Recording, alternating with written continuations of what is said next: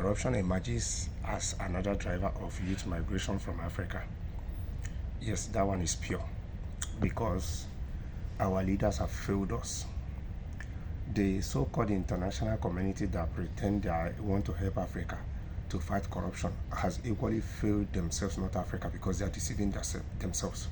Because any average African that understands politics knows that these people don't really want corruption to go in Africa, because if corruption goes in Africa, they will not have a yardstick to be able to order some of our leaders around or be able to manipulate them around, because then they know that Africa will experience an unimaginable transformation. It means that Africa will emerge as a superpower that most of these countries will not be able to contend with. And truth be told, most of these countries don't want an independent Africa, because an independent Africa will crumble many of their economies.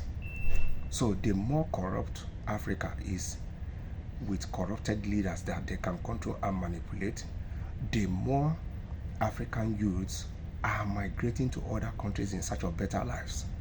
The more African youths will not understand how their natural resources are being used or are being sold, the more these people will keep looting our various countries and our continent at large. Because if corruption goes in Africa, it means that our leaders will have no choice than to serve us. Because now our politicians, even in the West, politicians treat politics as business. But our politicians see it even far more than just business. Because if corruption goes in Africa, our leaders will be forced to provide us with good road connection. Our leaders will be forced to provide us with security. Our leaders will be forced to provide us with good government policy. Our leaders will be forced to provide us with steady electricity.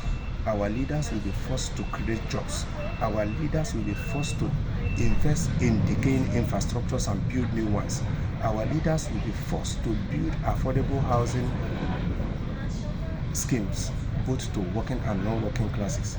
Our leaders will be able to give us accounts.